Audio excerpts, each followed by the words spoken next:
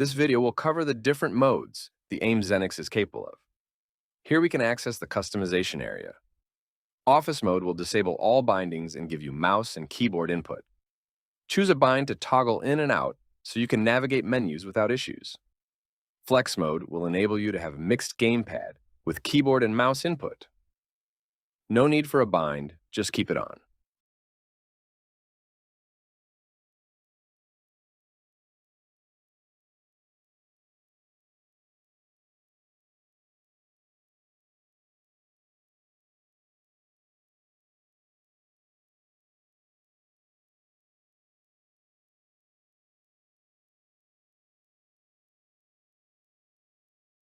The direct button section will allow us to add binds that will pass true and sent along with gamepad input. Here I add the buttons for weapon swap and holster.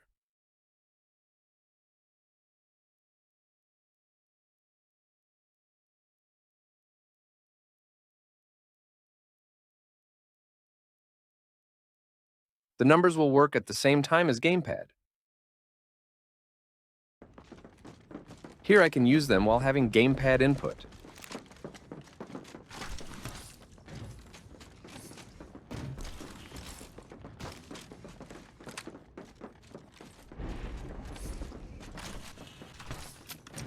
Flex mode will have toggle binds that you can use to temporarily disable the gamepad mappings.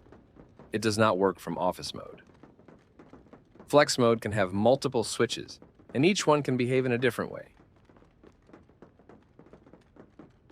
Here I add a bind that will toggle the mappings off and back on with a short press of tab.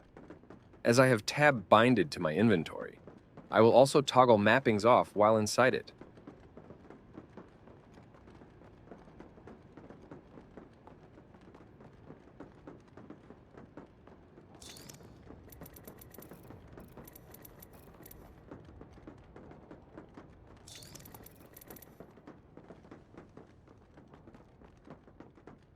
I can also add a one-way switch. I have escape already as a one-way switch to mouse and keyboard. Caps lock can only toggle the gamepad back on.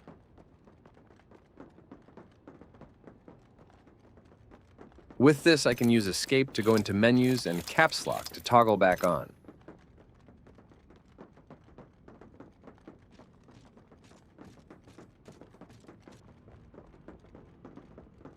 Another way to use them is to have a hold bind. I am repairing myself. Here, I use a bind that will toggle them off while holding, but only after holding for more than 100 milliseconds.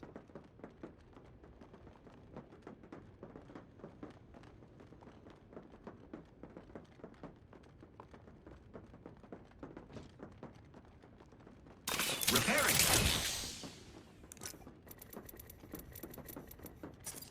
Recharging shield.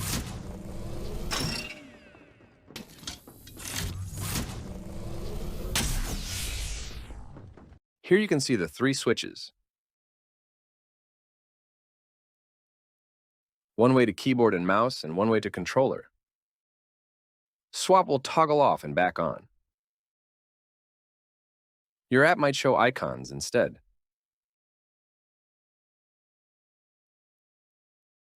There is also the short tap bind and a long one that needs to be held.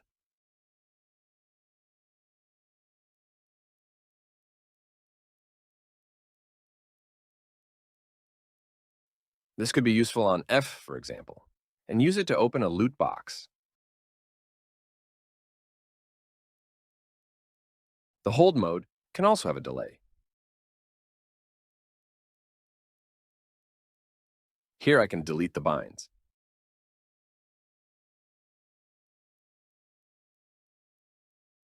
They can also be disabled and the bind will be auto-removed.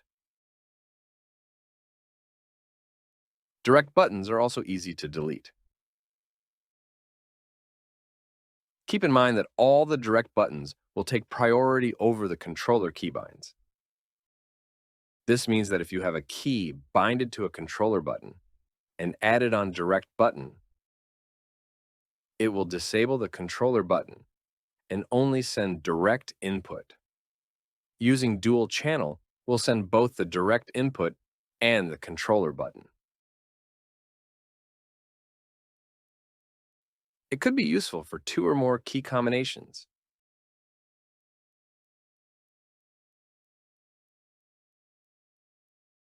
Finally, all of the switches will only work when office mode is off. When this is on, the only way to be back to gamepad, it's to toggle it off.